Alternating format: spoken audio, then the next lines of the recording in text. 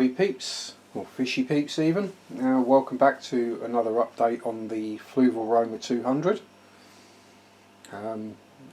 Still no negatives to report on the tank or the stand or anything. It's all doing just as I want. In that it's holding water, it's not leaking, it's pumping, it's filtering, it's doing everything it needs to. This was more about some new additions to the tank. As you can probably see, we have 3 cobalt blue dwarf gourami. Gorgeous looking fish, absolutely stunning colour on them, and you may well be able to see there's quite a cloud of baby guppies as well in there. Now back to the gourami. This is one of those where doing a little bit of research first paid off, because obviously I've been researching and looking into which fish I'd like to put in this tank, and they were on the list. But when I went to the pet store or fish shop, they were in the tank. There were the red dwarf gourami and the blue, and the red ones were looking all lovely and red, and the blue ones were all really washed out and silver. And strangely enough, there was only a couple of the red ones left and a lot of the blue ones.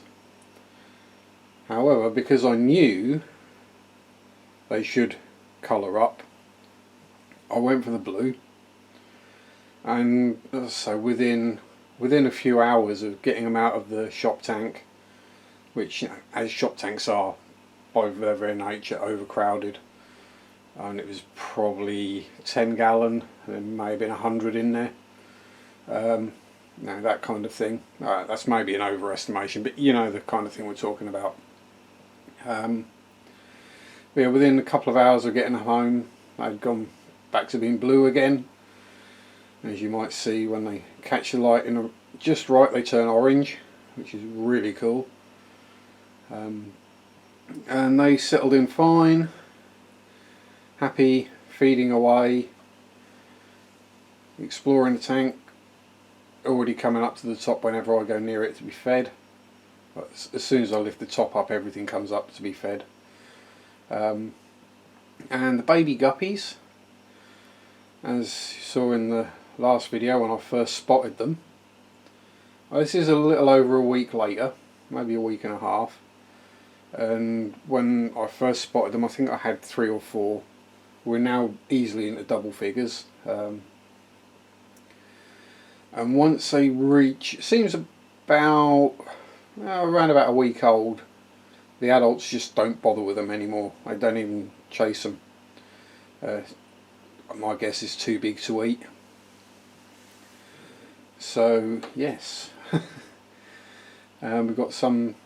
I'm guessing, because I think there's 2 different strains of guppy in there. I'm no guppy expert. I just went for ones that looked pretty.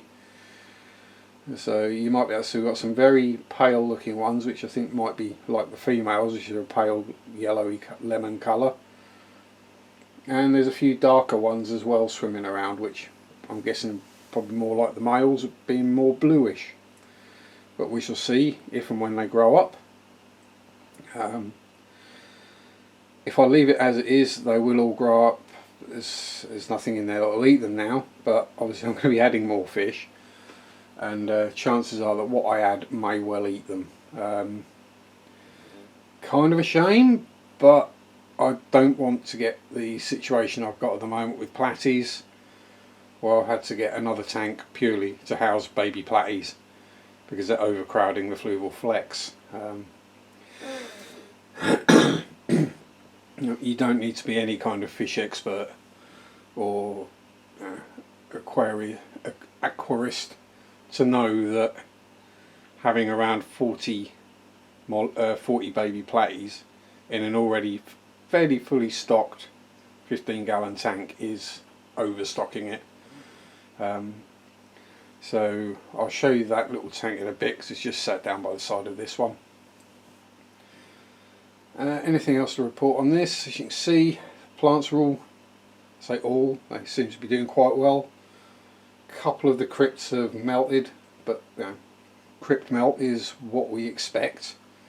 Knowing it's going to happen means you don't worry about it when it does happen. Moss is growing in well. Your nubiuses are settled down. The stem plants are just doing what stem plants do, going nuts. And as you also may be able to see, a couple of more rocks have been, I say added, they've been removed from the tree stump. As that starts waterlogging, I'm removing the rocks from there.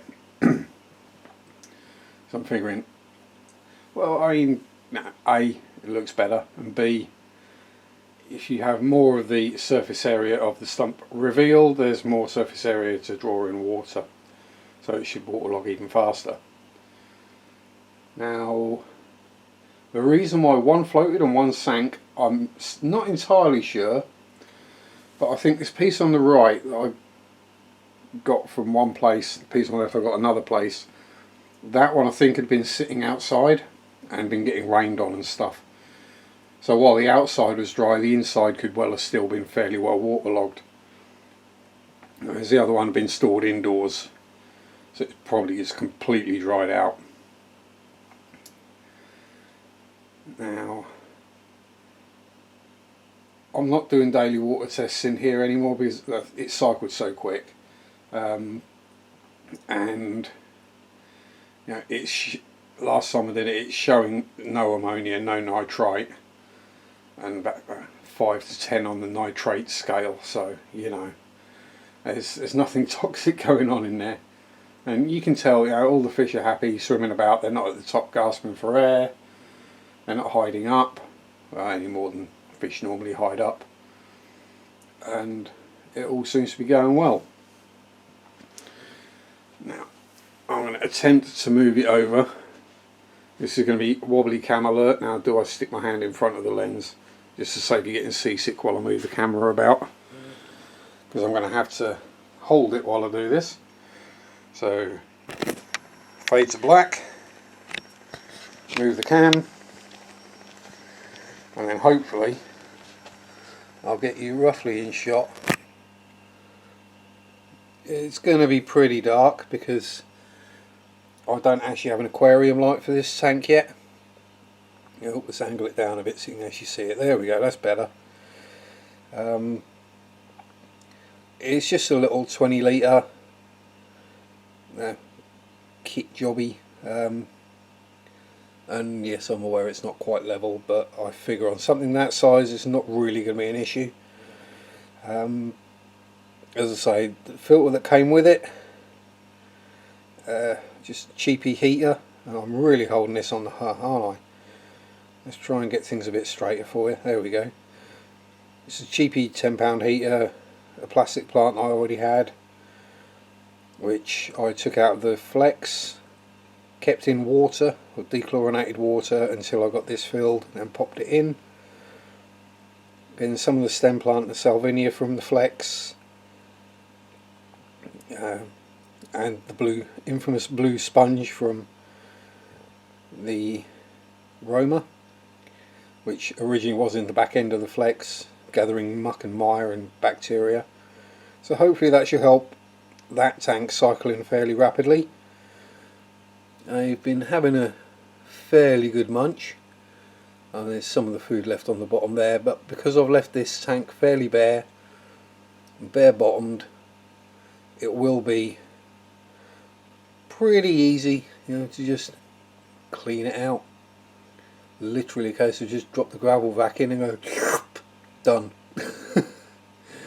So yeah, it won't be an issue to clean out any leftover food or anything. Now there are currently 7 baby platies in here, and I'm going to move you back over to the big tank because I'm standing in a really awkward position and my back's starting to kill me. So if I move you back over here,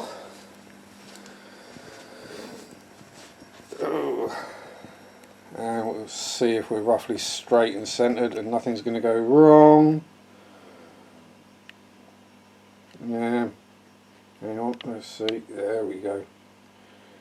Oh, come on, oh, now my camera stands come all adrift. Oh no, it's all going wrong.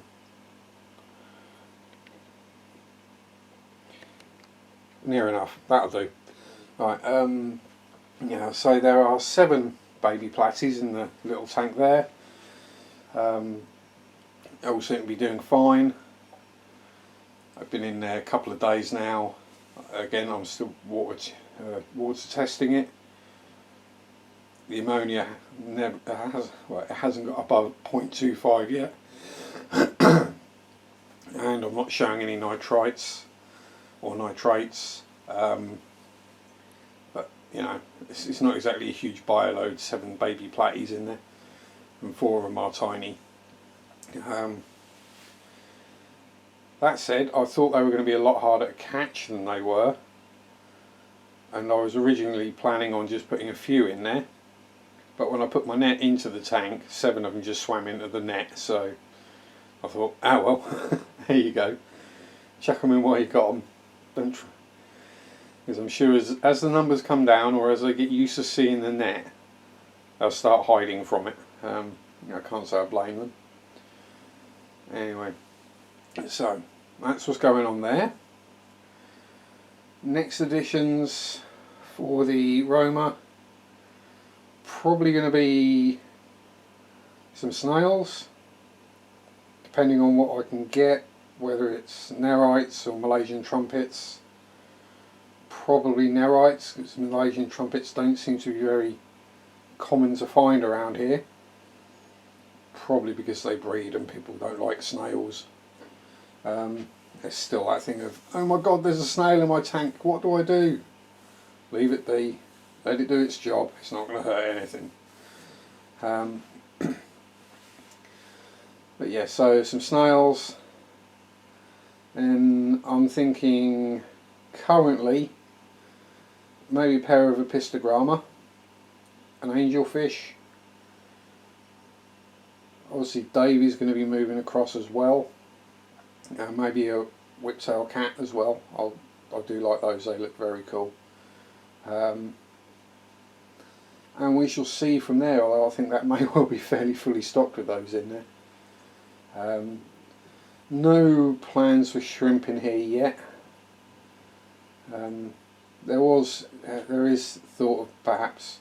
Now I would like to get a better at some point, but I'm not entirely sure where I would put it.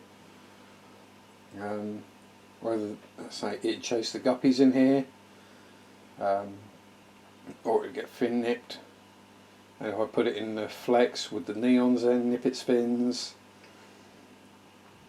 And if I put it in Mary's tank, it'd probably be an overstock. And I would rather have the baby shrimp survive, if it's all possible, when I get some. But yeah, all things to be thought about, given due consideration. Work things out, ask questions, and if you get the answer you don't want, well, tough. There's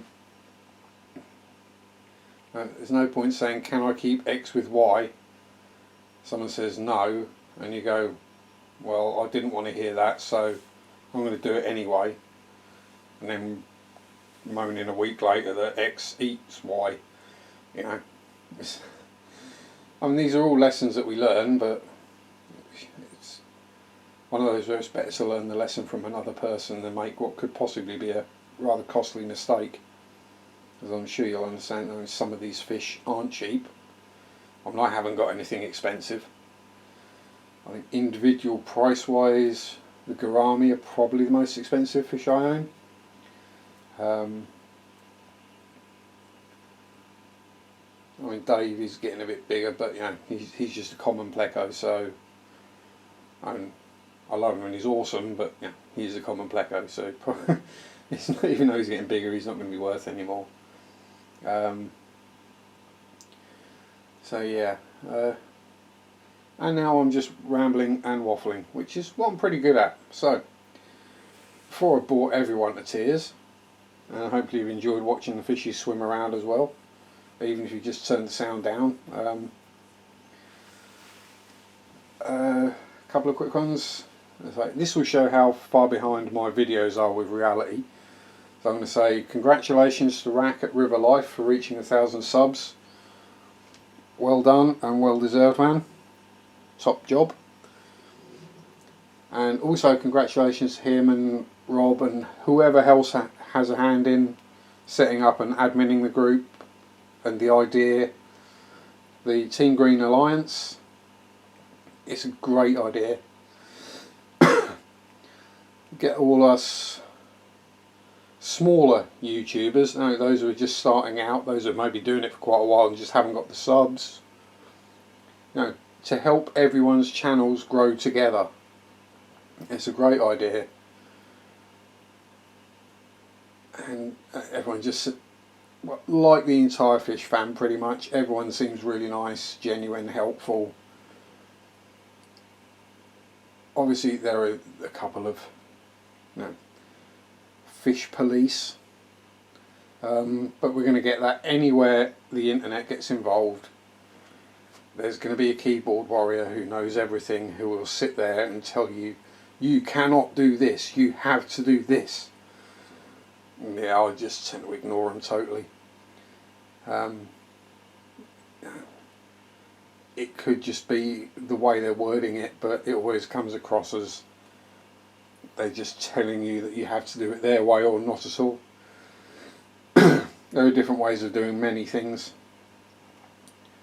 I prefer a fishing cycle. I know some of you will shout and swear at me for doing it, but I've yet to lose a fish due to it. I keep close eye on the water every day while it's cycling. I do water tests, so I know exactly what's going on in the tank. If things start to climb a bit too high, I take action. It's as John KG Tropical says, do your job. If you do your job, it's a lot easier rather than sitting there going, why are my fish dying? Then someone says, have you tested your water? And they go, nope. That's probably the first problem. Anyway, enough ranting and rambling. This is getting quite a long video. It was supposed to be a quick look at my shiny new fishies. So, enjoy your hobby. Peace out. Rock on. And bye bye.